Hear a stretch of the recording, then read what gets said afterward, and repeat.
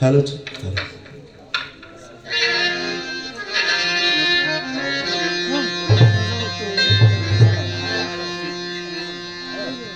তাহলে এখন পালা অনুযায়ী কথা বলতে হবে। এই তো আসলে গান পিপাসু তো আপনারা সকলেই। অন্যান্য জায়গায় সলসা তৈরি করে আর যাই করি না করি, কিন্তু এমন একটা জায়গা আপনারা পালা বেশি বেশি শুনবেন, গান বেশি বেশি শুনবেন, এজন্যই এটা দেওয়া হয়েছে। বন্ধনের পরে থেকেই প্রশ্ন। তো যাই হোক, আজকের যিনি শিষ্য, প্রথমে দাঁড়িয়ে পালা পূর্ব ঘোষিত নাকি বলছে না, শুনেন নাই? বন্দনা বা দুটেই প্রার্থনা, প্রার্থনা গান করে ভক্তির ৬৪টি অঙ্গ সম্পর্কে আমাকে জিজ্ঞেস করেছে। বাবা, মিষ্টি যদি কেউ কেউ কোনোদিন না খেয়ে থাকে, যদি শুধু নাম শুনে যে মিষ্টি, তাহলে কি সে ওই মিষ্টির যে স্বাদ সেটা কি সে বুঝতে পারবে? কথা বলে। যেমন নতুন যদি কেউ গান শিখে, ওস্তাদরা যদি মঞ্চে বসা থাকে, ওই ছাত্র কয় বাজান কি কমু, তাই না? আপনারা আসছেন, আপনার সামনে কোন গান নাইবান কমু, ওস্তাদে কি কয় যে গা বেড়া, যেন থেকে মনে হেন থেকেই গা, গাওয়ার কথা কয়। তো ভক্তি বিষয়ে জানার জন্য আরতি যেহেতু জানিয়েছ, আমি তোমার গুরু নয়, পালা অনুযায়ী গুরু আর হলো শিষ্য। কথা বলবেন আপনারা। পালা অনুযায়ী গুরু এবং শিষ্য পালা।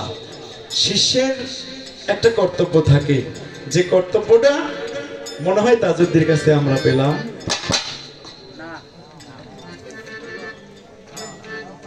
নিজের গ্রামের সন্তান দেখে খাতির করবেন, এই ভুল যদি অন্যান্য এলাকায় যায় করে ভালো, তবুও ভালো, কেননা আমাকে না করলে তাদের ভক্তি করেই তারপরে গানটা শুরু করেছে। শিল্পী হিসেবে এটা আমি বলবো না যেটা ওর আদবতার অভাব, না, এটা না, শিল্পী হিসেবে যতটুকু পয়েন্ট ধরার দরকার সেটা আমি বললাম। এটা হলো শিল্পীদের একটা বিষয়, আপনারা কেউ মনে কষ্ট নেবেন না। ভক্তি সাউন্ডটা একটু মোটা করেন তো, হালকা একটু মোটা করেন, ভরাট। হ্যাঁ, আমাকে বাজানের গলা ভালো, জাম্বা জাম্বা গায়ে কায়দা কৌশল করে গাইতে পারে, আমরা আবার ওই রকম করে গাইতে পারি না।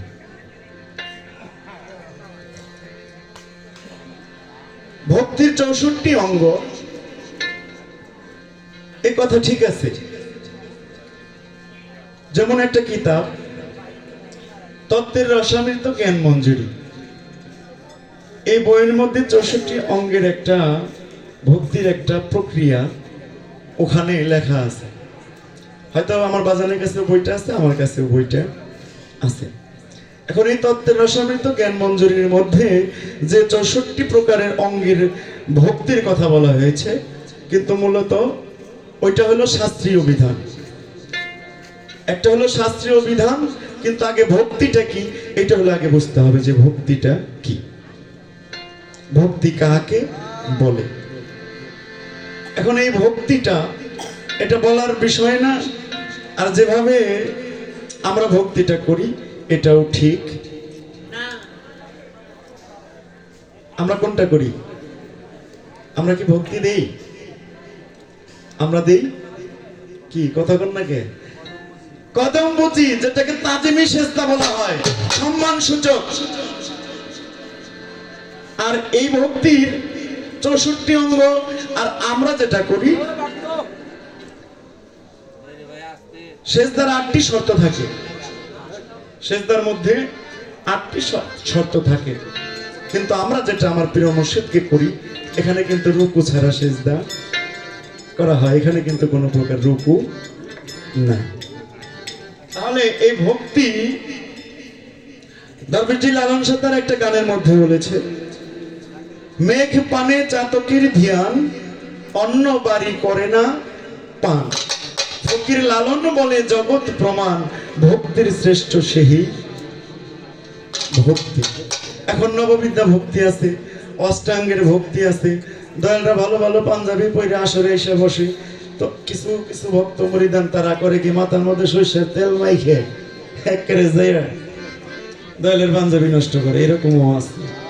আবার দেখবেন কিছু কিছু লোক দয়াল বৈশা রয়েছে, অনেক ফাঁকে থেকে দয়ালের নজরে মানে চোখের দিকে এমন ভাবে তাকে তাকে আসতেছে, যাবন আসলো আইসে দয়ালের সামনে পয়সা নিয়েও আবার দয়ালের চোখের সাথে চোখ রাখে একেবারে এমন ভাবে তাকিয়ে থাকে, দেখবেন আর দেখার আর শেষ হইতেছে না। তারপরে যাইয়া মাথাটা নত করে। কি আছে নাকি এরকম আছে? এটা হলো একটা অঙ্গ ভক্তির, যেমন অষ্টাঙ্গের ভক্তি, অষ্টাঙ্গের ভক্তি করতে হয়। এখন বিষয়টা হলো আমার শুদ্ধর তেলের ভিতরে যদি আমার পূর্ণ আস্থা, পূর্ণ ঈমান, মুর্শিদের প্রতি পূর্ণ আস্থা, পূর্ণ ঈমান থাকে, তাহলে সর্বময়ই আমার ভক্তি আমার দয়ালের প্রতি হৃদয়ে। রাজ্যের একটা গান শুনছেন আপনারা, যে শুধু ভক্তি দিলে হবে কি রে, সরল স্বভাব নাই যার দিলে। এখন ভক্তি দিলেও আমার লাভ হবে না যদি আমার ভিতরে সেই স্বভাবটা ধারণ না হয়। তবু আমি একটা বিষয় বলবো, এত প্রকারের বাজান কথা তুমি কইনি, হলো তোমাকে দরকার গান বাজনা করতে গেলে এগুলোর দরকার আছে। তুমি যেহেতু পালা আজকের গুরু আর শিষ্য, কিন্তু তুমি গানটা যেখান থেকে শুরু করছো আজকে, পালা যদি আজকে আর নিচের নামে তা যদি, আমি তোমার কিছু কমো না, কিন্তু কথার পৃষ্ঠে যদি কথা এসে যায় তাহলে ছাড়ো। কারণ ভক্ত খালি আমাকে একটা দোষ একটাই, মুড়ি দেওয়ার পরে খালি কইব আমার ভক্ত, এখানে মুড়ি চাওয়ার পরের দিন থেকেই কইব আমার ভক্ত। আসলে কি ভক্তটা এত সহজ বিষয়? আজকের পালা হলো শিষ্য, তারপরে সেবক বা দাস, বালক বা দাস, তারপরে যায় চারটা কাতারের পরে সে ভক্তের কাতার হয়ে যায়। কিন্তু আজকের পালা হলো শিষ্য। শিষ্যের কিছু স্বভাব থাকে, যে স্বভাবগুলো আমি তাজউদ্দিন বাজানের ভিতরে একটাও পাইতেছি না। তার মানে কি, আমার শিষ্য আজকে একটু ভক্তের কাতারে থেকে কথাবার্তা বলার জন্য চাইতেছে। কারণ আছে, কারণ এটাও তো একটা পীর বাড়ি, কি কন, এটা একটা পীর বাড়ি। অহেতুক কোনো কথাবার্তা বলে সময় নষ্ট করার মতো শিল্পী তাজউদ্দিন নয়। এই জন্যই একটু এগিয়ে ধরছে। তো বাবা আমার যতটুকু সম্ভব, ওই যে সেদিন এক বয়তের গান শুনলাম, কেরাবেরা করবা তো এরকম কই দেবো, কয় যে প্রশ্ন করছে, কয় নবী কয়জন, কয় 313 জন, কয় তেলে বয়ত হিসেবে আপনি 313 জন নবীর নাম কইবেন। এখন 5-7টা করার পরে খালি গ্রামের ব্যাপার মানুষের নাম করা শুরু করে দিচ্ছে। কি করবো, এতজন নবীর নাম তো মুখস্থ নাই, গ্রামের মানুষের নাম করা ধরছে। তো বাজান যদি আমরা কিছু করো তাইলে খালি যে গ্রামের মানুষের নাম কমো, তাও কিন্তু কয়ে দিলাম, বুঝলেন নি?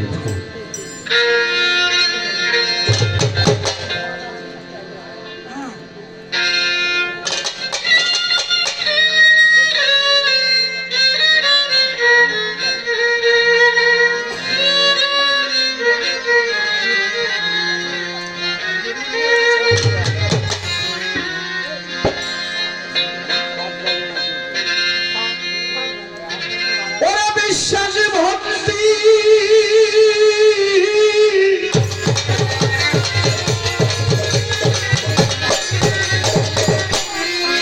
মায়ার টানে,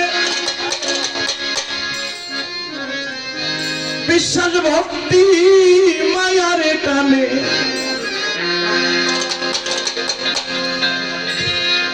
বাবারে মায়া রাজ্য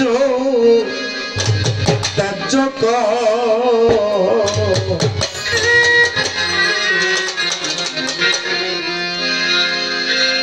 ভক্তিতে মিলিবে মুক্তি, গুরু চরণ পেতে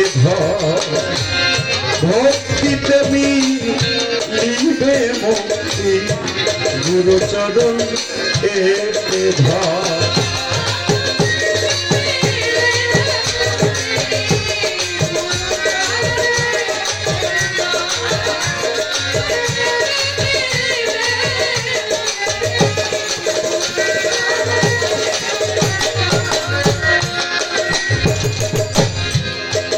গুরুকে মানুষ ভাবিলে ধর্ম কর্ম সব বিফলে অনুমানে ভক্তি দিলে সেরে কি হবে তোমার হাইরে সেরে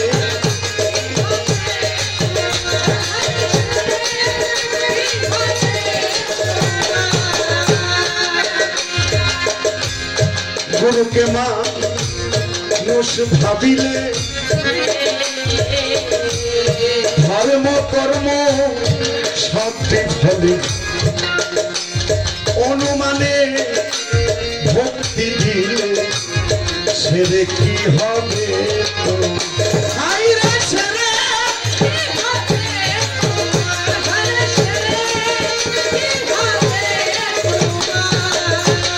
আলে কোরআনে রয়েছে প্রমাণ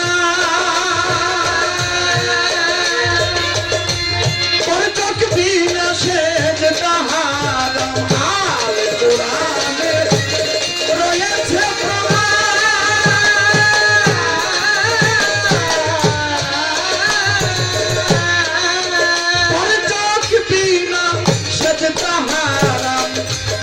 আহম্মদী বর্জক বর্তমান আহম্মদী বর্জক বর্তমান কামেল পীরের কাছে সন্ধান কর একজন পীরের কাছে সন্ধান কর ভক্তিতে লিবে মুক্তি গুরু চরণ পেতে ধর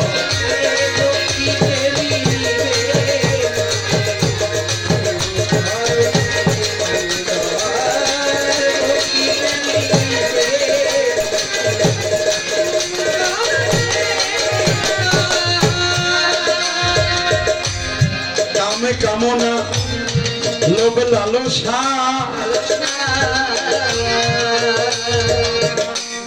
ছেড়ে দাও মন বেহেস্তের আশা বেহেস্তের আশা তো চোখের ভয়ে ইবাদত হবে না তোমার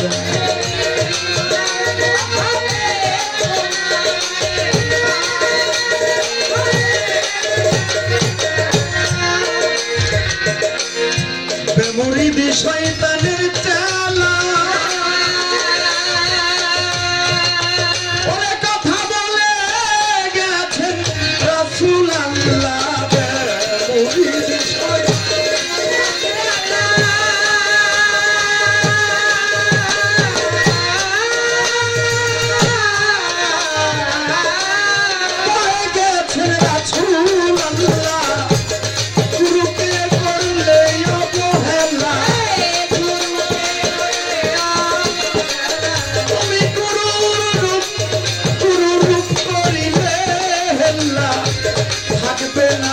মনের ডর থাকবে না মনের ডর ভক্তিতে মিলিবে মুক্তি গুরু চরণ পেতে ধর ভক্তিতে মিলিবে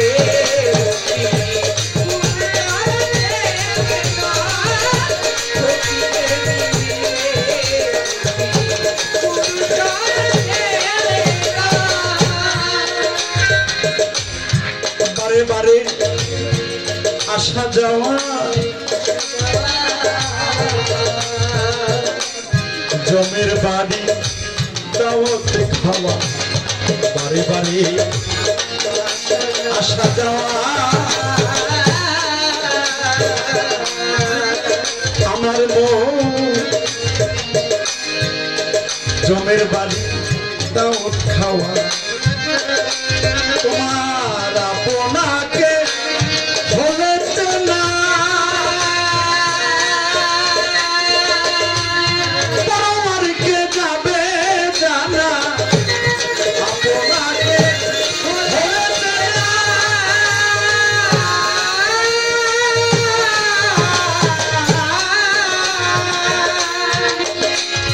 পরমারকে যাবে জানা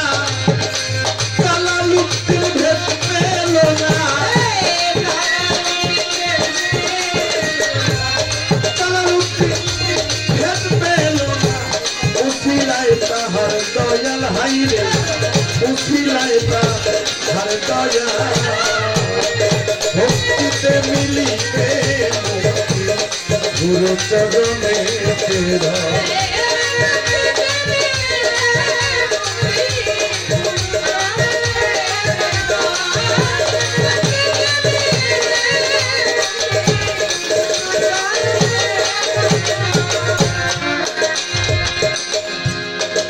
শুদ্ধ ভক্তি আমরা সবাই ইমানদার ইমানটাই নবী সরোয়ার ইমান থুয়া মুসলমানেরা কিসের ধর্ম করে নবী থুয়া নামাজ লইয়া যাইবা জীবন গড়ে যদিও কথাটা রূপক অর্থে ব্যবহার করা হয়েছে আমার মসজিদের প্রতি যখন আমার পূর্ণ আস্থা থাকবে তখন আমি প্রকৃত ইমানদার আমরা তখন আমরা দাবি করতে পারি হ্যাঁ আমরা ইমানদার তবে কিছু আছে এক পীরের কাছে মনে ধরছে 2-5 বছর ঘুরছে ঘোরার পরে দেখে বিশ্ব কিছু দেয় না দৌড় দিয়ে যায় আবার আরেক দরবারে যায় মনে করে যে হাই হাই রে ওই বিশ্বের কাছে যায় কয় বাজান আমি 7 বছর ঘুরলাম দয়াল আমারে কিছু দিল না তো বাজান আপনি কিভাবে আমারে গ্রহণ করেন ওর কপালেও শুনি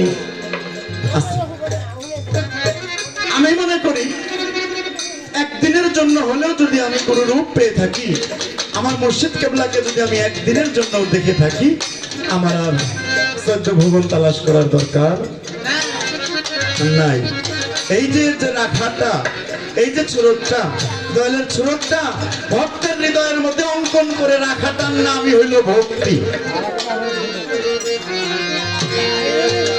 অঙ্কন করে রাখাটার নামটাই হলো ভক্তি এই ভক্তি তারপরে যখন কপাল নিচা করি এটা হলো দেখানো কিন্তু হৃদয়ের ভিতরে আমার মুর্শিদের যে বর্জক আমার দয়ালের প্রতি যে আমার আকীদা আমার ঈমান এটা যদি সম্পূর্ণ ঠিক থাকে তাহলে কেবল তোমার ভক্তি হবে নচেত তোমার ভক্তি হবে না এখন ওখানে প্রকার দিয়ে তুমি কি করবা হ্যাঁ কোনো দরকার নাই প্রকারের ভক্তি মুর্শিদ দেখলে গুরু ভাই দেখলে আমরা এমনি করি দেখার সাথে সাথে গুরুর রূপটা স্মরণ হয়ে যায় দলের বাড়ি যাওয়ার সাথে সাথে গুরুর রূপ স্মরণ হয়ে যায় রনে বনে জলে জঙ্গলে যেখানে বিপদে পড়িবে আমাকে স্মরণ করিও এই কথাটা যে ভক্তের হৃদয়ের মধ্যে অঙ্কন করা আছে তারই একমাত্র ভক্তি জাগ্রত আছে তারপরে বচন ভঙ্গি এখানে বচন ভঙ্গি অনেক তুচ্ছ আমি বলতে পারি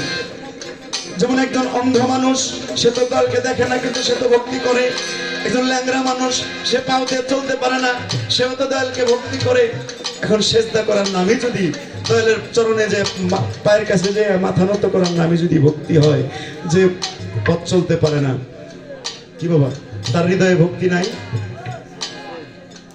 তারও কিন্তু অন্তরের একটা ভক্তি আছে গুরু বাড়ি কেউ যাইতে পারে না তরিকার ভাইরা যাচ্ছে তরিকার ভাইকে ডাক দেয়া বলে ওরে আমি তো যাইতে পারলাম না ভাই যে মুষ্টির স্যালডি রাখছিলাম এই স্যালডি নিয়ে আমার দয়াল বাড়ি এইটার নাম হইল ভক্তি তাই নববিদ্যা ভক্তি আছে বিভিন্ন প্রকারের নববিদ্যা আমি 9টার নাম কইলে কইতে পারি কিন্তু বুঝতে হবে নববিদ্যা নব মানে কি নব মানে নতুন এই যে নতুন বিদ্যা যে ভক্তের ভিতরে অর্জিত হয়ে গেল আর এই অবস্থায় যদি গুরু তাকে কৃপা করে মায়া করে শিখিয়ে দেয় বুঝিয়ে দেয় ওই ভক্তের হৃদয়ের ভিতরে সবসময় নববিদ্যাটা আটকা থাকবে আর তা নাহলে থাকবে না পীরের বাড়ি গেলেও কাজ হবে না এই ওরস দিলেও কাম হইব না যা ইচ্ছা তাই করো না কোনো কাজই হবে না পবিত্র কোরআন শরীফ সূরা বাকারা যার শাব্দিক অর্থ গাভী কেমন গাভী যে গাভীর কান্দে কোনো লাঙ্গল জল উঠে নাই ওটা কোনো শেষ কাজে ব্যবহার করা হয় নাই ওইটার গায়ের রং হইল হলুদ ওই অবস্থায় মুসা নবীর আমলের ঘটনা আপনারা জানেন ওই অবস্থায় ওই গাভীকে কুরবানি করার কথা বলা হয়েছে আর যখনই কুরবানি করে ওই মাংসপিণ্ডটা ওই মৃত মানুষের গায়ে ছোঁয়া দিল সাথে সাথে মৃত মানুষটা তাজা হয়ে গেল বাবারে এখনো সেটা হয় এখনো হয় তবে যে গাভীর কান্দে লাঙ্গল জল ওঠে নাই, যেটা শেষ কাজে ব্যবহার করা হয় নাই, ঠিক ওইটাই লাগবে।